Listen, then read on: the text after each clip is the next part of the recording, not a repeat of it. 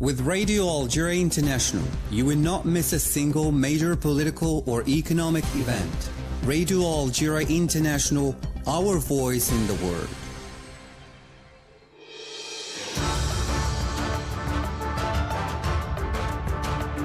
This is the English service of Radio Algeria International.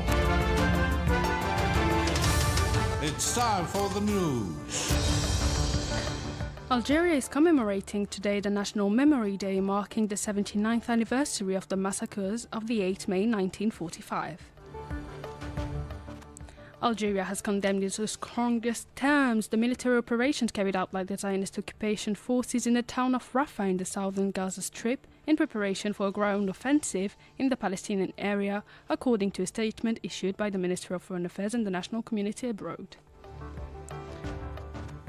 The permanent representative of Algeria to the United Nations, Haber Majama, indicated that the Israeli aggression against the Gaza Strip has crossed all lines and broke all the rules, and several countries have condemned the Israeli ground attack in the Rafah crossing. Those were the major developments. Now the full news edition. Good afternoon. On the occasion of National Memory Day, commemorating the 79th anniversary of the massacres of 8 May 1945, the President of the Republic, Abdelmajid Tebboune, has addressed a message in which he said that we are commemorating on May 8th the National Memory Day, and on this anniversary day, we remember the massacres of May 8th, 1945, committed by the colonizers with an extreme brutality and cruelty to repress a growing national activist movement that had led to mass protests expressing the Algerian people's revolt and their aspiration to freedom and emancipation. The movement culminated in the resounding announcement of the imminent outbreak of the armed struggle of November 1st, 1954. The details with Said Bouazi. President Tebboune said in his message that on that historic and memorable uprising, the Algerian people were the architect of an epic in Sétif, Guelma Kharrata, Ain Timouchent, and in other Algerian towns and cities, which surprised and baffled the colonizer to the extent that it committed a genocide, a crime against humanity. Horrible scenes that embodied a decisive historical moment, marking a shift from a decade-long national movement activism to an armed confrontation led subsequently by men with activist spirit who launched the war of liberation and spread revolutionary ideas among the Algerian people who got willingly involved in the struggle.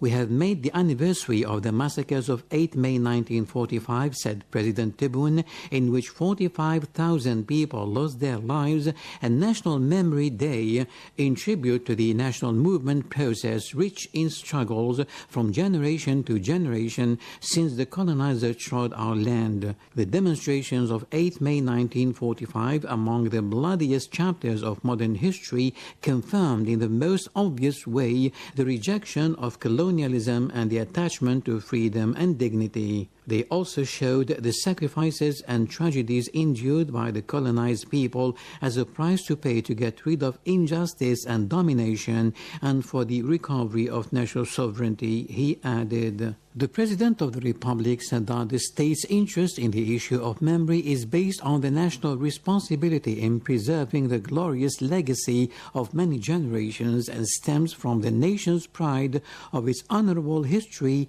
and Algerian people's huge sacrifices throughout the country's ancient and modern history to repel lust and block the way to enemies who have always tried to undermine our unity and strength, and their progeny continue to this day to target our country. The issue of memory is inalienable and imprescriptible and cannot be a matter of concession or bargaining. Commemorating this anniversary in tribute to our national history and by upholding the principle of loyalty towards its architects who shaped it with rivers of blood, said President Tebboune, we bow with deference to the memory of their pure souls and renew our loyalty to their oath and to the preservation of their legacy and their memory while following their path for a strong and sovereign Algeria. The Speaker of the Council of the Nation, Mr. Salah Gouchil, has stressed here in Algiers that the massacres perpetrated by French colonialism on May 8, 1945 were unmistakably a tragedy for the nation and the country. He emphasized that throughout the colonial period, the Algerian people suffered from genocide and efforts to eradicate their identity and religious heritage. More details with Majid Mila.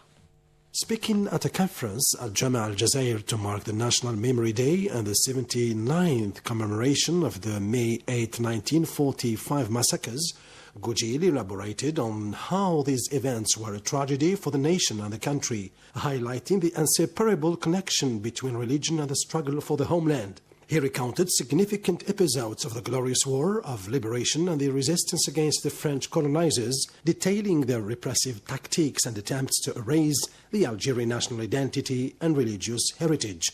Mr. Goujil recalled the Mujahideen's achievements and the strategic vision of the revolution's leaders, emphasizing their united struggle and commitment to national unity. He stressed the fusion of religion and the struggle for the homeland, underlying the enduring significance of the November the 1st declaration. He also hailed President Abdelmadjid Tebboun's dedication to preserving the nation's collective memory and his extended hand to all those hoping to build the new Algeria. The elections in the United States are given as an example of democracy, but we saw the extent of contesting the results during the last elections. And in Algeria, in the event of failure, the candidates do not contest the results and participate in the swearing-in ceremony of the new president. The President of the Republic said during his swearing-in that his hand is extended to all those who wish to build a new Algeria. In the meantime, Mr. Goujil insisted on the Palestinian unity while considering the Palestinian issue a purely colonization issue. The Palestinian people must be united and have one voice. We have already experienced this. The Palestinian cause is a cause of colonization, as there is an attempt to cleanse the Palestinian people, and the only way to end colonization is to achieve unity. Once we obtain independence, we can talk about democracy and pluralism, and for the moment, it is necessary to have a single authority. The event was attended by Mr. Brahim Boughali, the Speaker of the People's National Assembly, as well as political and historical figures, representatives of national bodies and institutions, and advisors to the President of the Republic, including Mohammed Shafiq Misbah and Mohammed Saghir Sadawi, respectively. Algerian historian Sadiq Salam, specialized in colonial history and decolonization, has said that May 8th demonstrations were not an uprising, as different historians usually say, but they were authorized demonstrations that were bloodily repressed by the then colonial France. This is an opportunity to recall and correct the terminology used by many commentators and the majority of French historians who describe the May 8, 1945 demonstrations as an uprising which was repressed, as if this authority has the right to repress an uprising. However, the demonstrations of May 8, 1945 were authorized by the local authorities, whether in Sétif or in Guelma, but it turned into a massacre when the Algerian flag was waved. The security forces and some settlers from buildings surrounding the demonstration area in Sétif started shooting the demonstrators, which looked like settlers were informed to take part in the repression. That was the statement of the Algerian historian Sadiq Salam on the occasion of our anniversary of the May 8, 1945 demonstration. And now the President of the Republic, Mr. Abdelmadjid Tebboune, has received the President of the National Assembly of the Republic of Congo, Isidore Mvumba, who handed him a message from the Congolese President. The meeting was attended by the President of the National People's Assembly, Mr. Brahim Boughali, and the Director of the Cabinet at the Office of the President of the Republic, Mr. Boualem Bouhlem. The President of the Republic, Supreme Chief of the Armed Forces and Minister of the National Defense, Mr. Abdelmadjid Tebboune, has presided over a meeting of the Council of Ministers devoted to the presentations of draft laws relating to several fields. The President gave differing instructions during the meeting regarding the status of the medical and paramedical staff. The Council of the Ministers approved the draft regarding the compensation schemes for civil servants in the medical and paramedical bodies. Meanwhile, the President stressed that the increase in pensions and retirement allowance was a way for the government to recognize and show its appreciation for the workers who fully accomplished their mission throughout their career. President Tebboune also instructed the Prime Minister to work with Ministers of Industry, Energy, Finance and Trade to create rules and standards for lubricants sold in Algeria. The President also tasked the Naftal National Oil Company with increasing the rate of production and taking in charge the marketing and the importation of lubricants that are not produced locally. The Environment Minister was instructed to work with her counterparts in the interior and housing fields under the supervision of the Prime Minister to develop a plan for the environment and town planning, aiming to review the system for sorting and distributing waste by raising public awareness.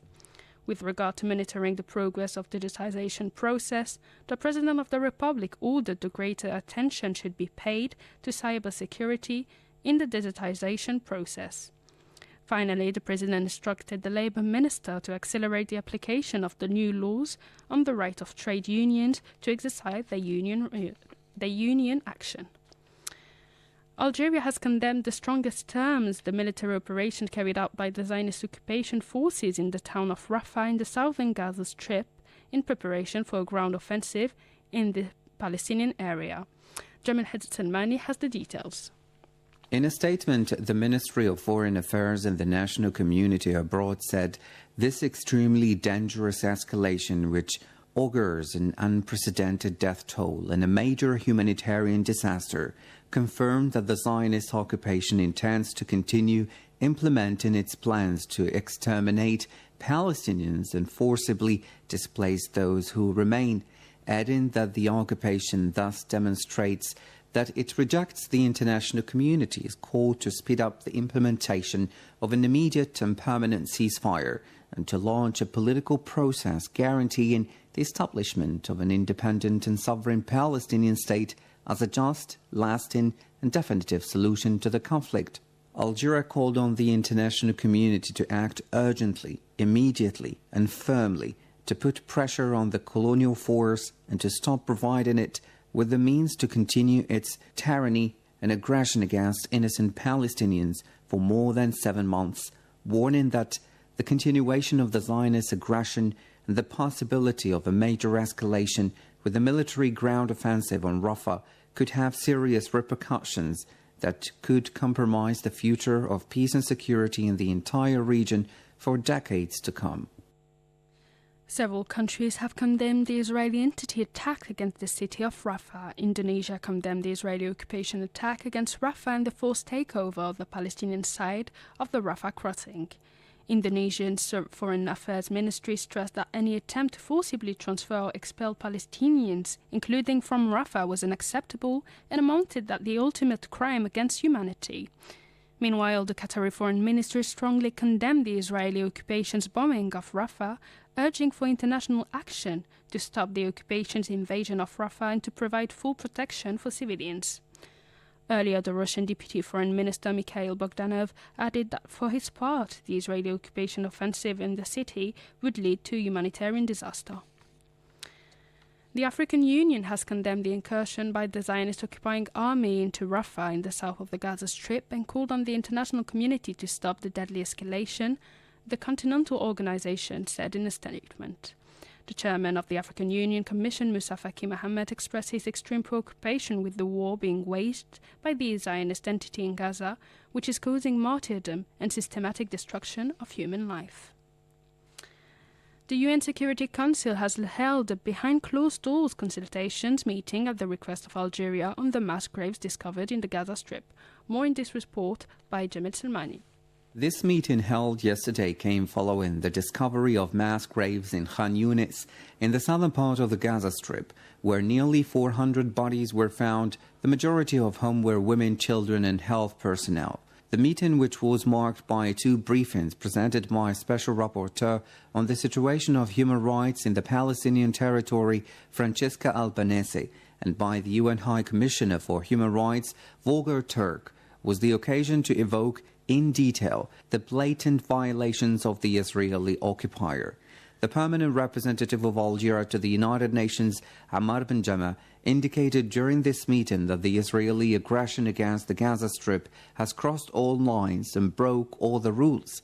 The Algerian diplomat highlighted 3 main points while insisting on the need to launch an independent investigation to identify those responsible of the mass graves. He further called for the importance for the Israeli occupation to cooperate in accordance with the decision of the International Court of Justice issued on January 26, 2024, and to guarantee the preservation of evidence. He also expressed support for the statement of the UN Secretary-General on the imperative to allow independent and experienced international investigators in forensic medicine to immediately access the sites of these mass graves in order to determine the exact circumstances in which Palestinians lost their lives and were buried or reburied. Mr. Benjama stressed that the abuse of dead bodies constitutes a war crime under the Geneva Conventions of 1949, stipulating that the parties to the conflict must take all possible measures to prevent any abuse in dead bodies. The UN has said that it has only 1 day left supply of fuel oil for humanitarian operations in Gaza. The Secretary-General Antonio Guterres urged the Israeli occupation authorities to reopen the 2 crossing points, including Rafah and Kerem Shalom, immediately and to stop the escalation. He said with the looming famine, a ground offensive on Rafah would result in a humanitarian catastrophe. I'm disturbed and distressed by the renewed military activity in Rafah by the Israeli Defense Forces. The closure of both Rafah and Kerem Shalom crossings is especially damaging to an already dire humanitarian situation. They must be reopened immediately. Just to give an example, we risk running out of fuel this evening. I urge the government of Israel to stop any escalation and engage constructively in the ongoing diplomatic talks. Haven't civilians suffered enough death and destruction? Make no mistake.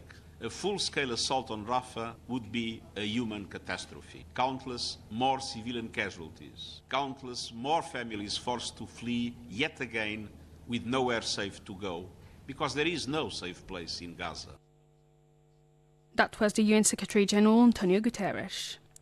In the weeks since the protests against the Israeli genocide in Gaza Strip began on the US college campuses, the number of people facing arrest has soared into thousands. More universities around the world have joined the pro-Palestinian student movement observed in many American and Western universities in solidarity with the war-stricken Palestinian population in the Gaza Strip. They also denounced the genocide and crimes against humanity committed by the Zionist occupation forces in the Palestinian territory and called on their university administration to sever ties with Zionist institutions. The Palestinian presidency has welcomed the recognition by the Bahamas of Palestine as a state. The presidency welcomed the Bahamas Ministry of Foreign Affairs announcement that the cabinet of the Bahamas has decided to formally recognize Palestine as a state and praised the Bahamas for contributing to the consolidation of the Palestinian people's right to self-determination on its land and for taking practical steps to support the implementation of the two-state solution. It stated that the right of peoples to self-determination is established and recognized under international law, while reiterating the call for the states that have not recognized Palestine as a state to take up their responsibility in terms of recognizing the Palestinian people's right to self-determination and restoring confidence in a global system based on rules and equal rights for all peoples.